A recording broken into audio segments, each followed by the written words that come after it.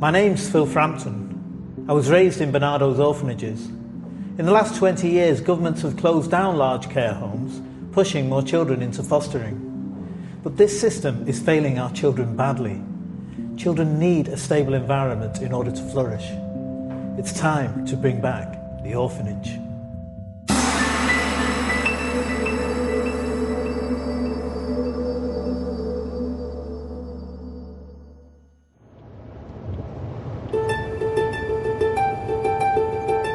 I was born in 1953 to a Nigerian father and an English mother.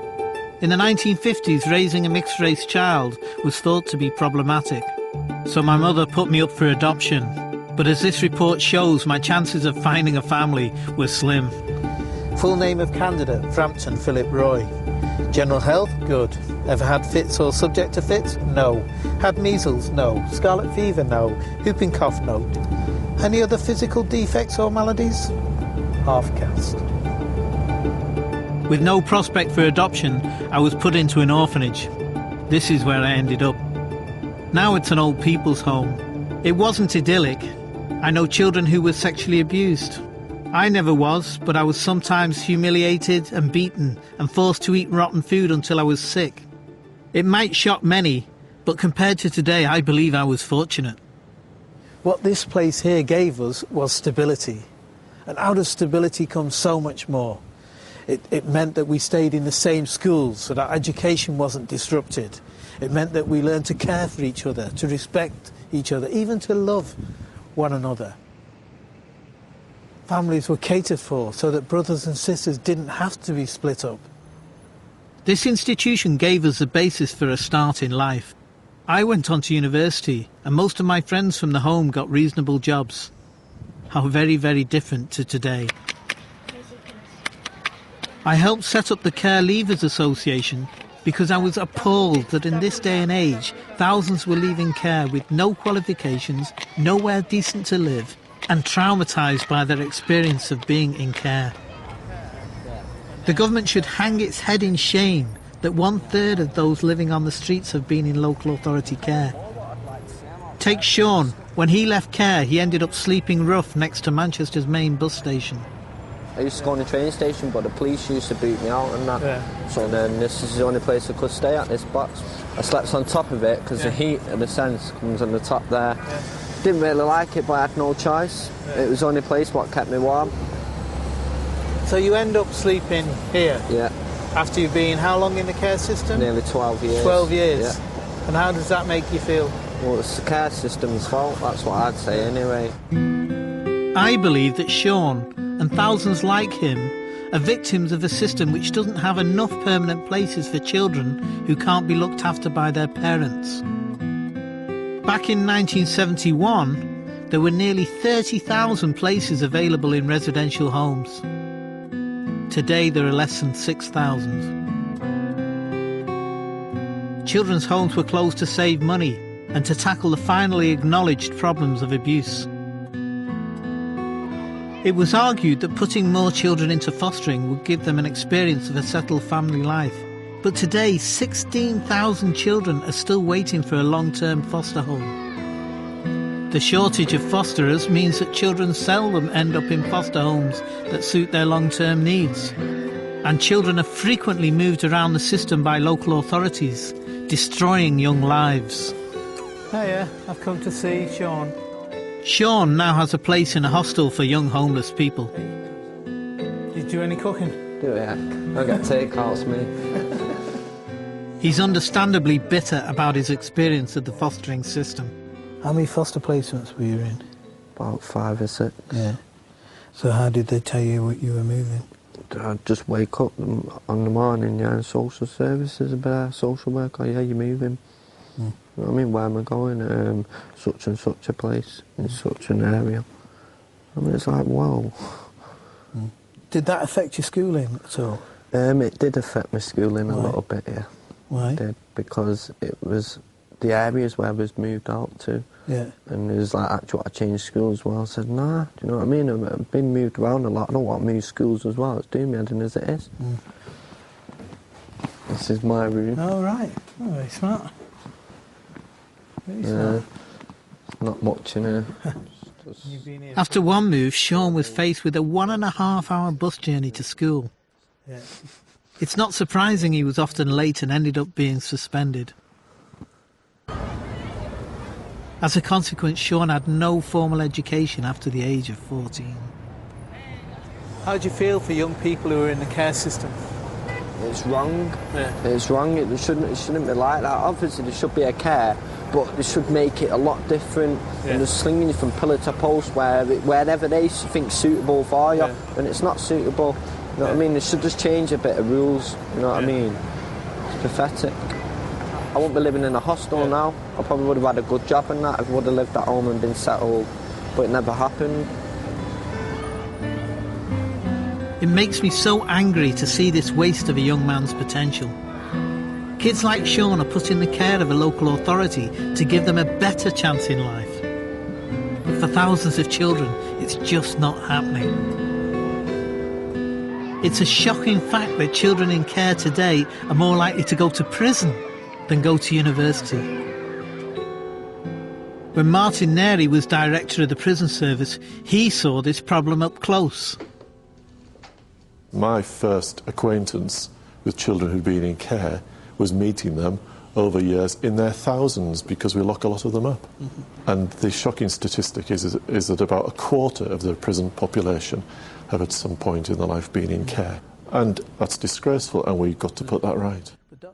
Neri's anger at what he saw was behind his decision to run Bernardo's Children's Charity. He thinks we need to re-examine the whole system of local authority care for young people. The sad truth is that in the UK, there's a greater disadvantage to being in care now than when you went into care in 1953. We have a system for children in care which, for very large numbers of them, fails them, and in particular it fails them educationally. The fact is that as a society we spend £1.9 billion a year on doing a pretty awful job. And I think if we take this opportunity to look afresh at how and where we spend that money, and possibly putting some more of it into a different form of residential care, then I think we can make a big change to the life chances of the children we're talking about. The only way to give stability to children in care is to offer them what I had, a real choice, so that young people are not pushed into fostering. And that means creating far more children's homes. Can you grab the doors? I'm meeting up with Zelda and Dave for a curry. Oh, there's Phil. Oh, yeah. Hi. They grew up with me at our Bernardo's home. Now with their own homes and families, they can appreciate the secure start the orphanage gave some of us. What people sometimes don't understand, they think it's like a kid's home is automatically a loveless environment. No, yeah? But we cared for each other, we loved each other. Everybody looked out for each other. I'd have hated to have been fostered. If I was pushed from pillar to post and this family didn't want me 1 minute and you went to another family another minute, you know, imagine what type of life that'd be. It would do your head in. I try and make the point to people that actually we didn't do any worse than a family from a council estate or whatever. I think we've done better, actually. I think we've done better. We were all stronger. Yeah. Apart from being a 400-metre runner for the British Army. Yeah. Weren't you? I was, yeah. And then what did you do? Well, I became a dance teacher and taught forces children. And you? Your own business? Yeah, I supply ready-mix concrete now. Yeah. Oh, the way he says it, he owns his own business. Yeah. For Dave, there was another big advantage to life at the home. He was able to remain with his brother and sister.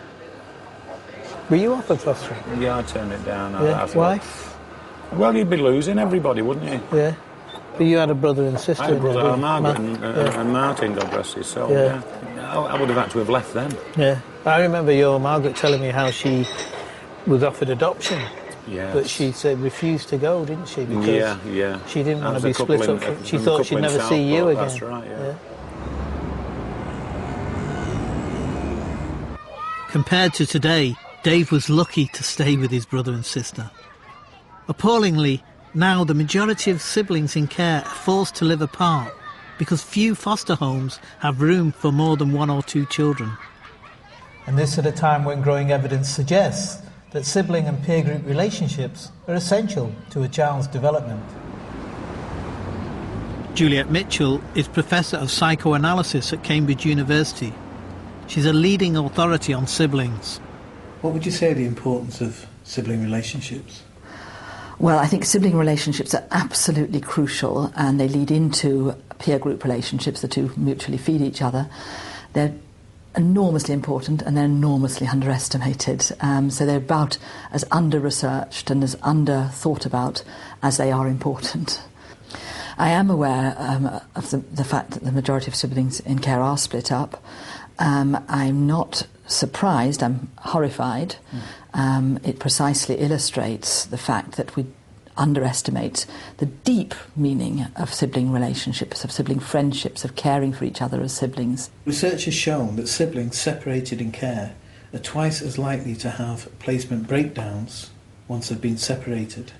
Well, it's twice as likely because it's a double whammy, isn't it? You've lost your family home, your parents, and then you go and lose your siblings. I mean, you form enormously important sibling bonds in the absence of parents. They become even more important. Common sense would tell you.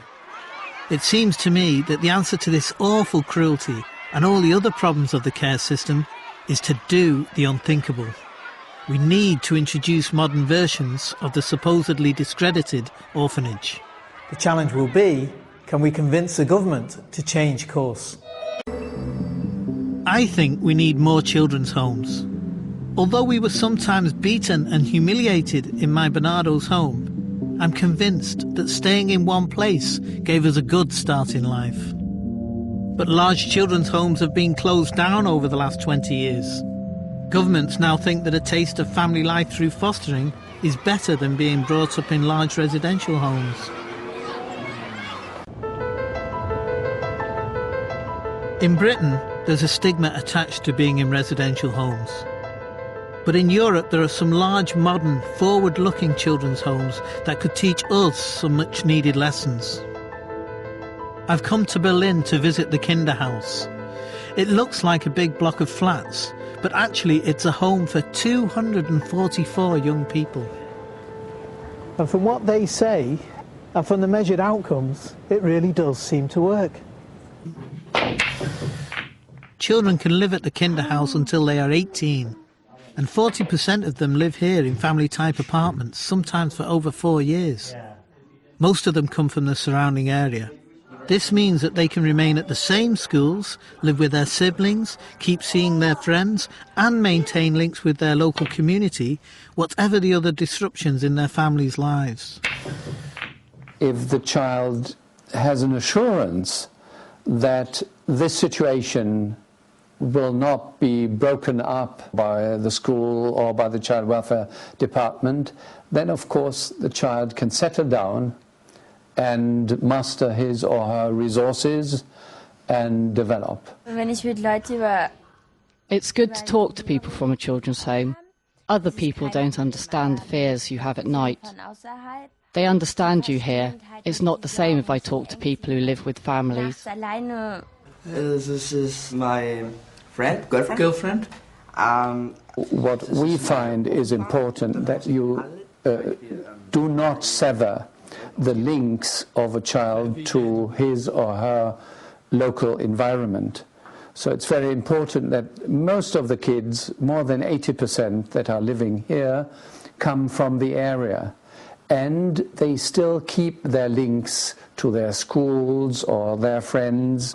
Before you were moved around a lot, do you feel more stable here? Yes, I feel quite at home here. When I'm with friends, I say, I'm going home now, and they know that I want to go to the Kinderhaus. They accept it, and so do I. With little stigma attached to being in the orphanage and somewhere to call home, it's no surprise kids from the Kinderhaus do far better than their equivalents in the UK. Those who stay longer have a remarkable success if you look at the situation when they came, school-wise, in their development formation, their personality development. Do you think coming here has helped your education or made it worse? Better. It's helped. When I got here, my marks weren't very good. Now that I get help, I'm doing much better. That's something I'm really proud of, because only 2 years ago it seemed impossible.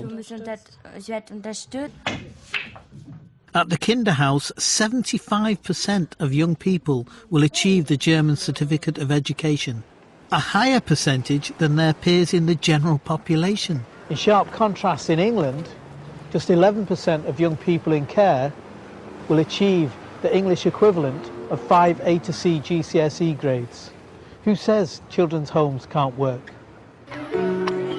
What really annoys me is that all this doesn't cost the earth. According to published figures, because of the spiralling costs of propping up our failing care system, my radical solution could actually save money. The government recently issued a consultation paper on how to improve care in this country. But there's little in it about increasing the number of decent residential places, which would actually improve life chances for the children. Lord Laming is chairing the working group on where children in care should live. He's an ardent supporter of the fostering system. Every child ought to have the experience, a good experience, of living in a proper functioning family, not just for their development now, but also because they may become parents one day. If I can emphasise the seriousness of the current situation, we met Sean, who ended up on the street. I've met people who've had 58 placement moves. I've met people who've been to 13 schools, to 20 schools. Well, that is why the Green Paper attaches rightly a lot of emphasis upon stability. And stability can be achieved if, instead of finding a roof over a head for a young person, there is actually sufficient choices so that a child can be matched to the facility that is most likely to suit their needs at that particular time. Well, let's get real. There's no real possibility of serious placement choice at the moment in terms of fostering, because there's a shortage of 8,000 fosterers. Fostering could only be more stable if you had the backup of residential care. Well, I think there is the option, but the consultation paper is exactly designed to say if we need more of one than the other, if we need something different than what we've got already, this is the time to make that representation to government. We need to create much greater stability, much greater security, and make sure that young people have far fewer moves than many of them have experienced in the past. And I'm optimistic that the government has taken these matters seriously. People like Lord Laming, a former director of social services, fought hard to close big children's homes, to give children a bit of a taste of family life. But he hasn't convinced me that he and the government are serious about stopping their system's destruction of young people's lives. Are they ready to give children the option I had, the choice of a permanent place in a children's home? I'm going to submit this programme to his consultation process in an effort to convince him that sometimes we need to look back to move forward. The state should look after any child in its care as a parent would its own. Yet while the government is tinkering with a system which is inherently flawed, thousands of young people are leaving care each year in a worse state than when they arrived. And that is something we should all be ashamed of.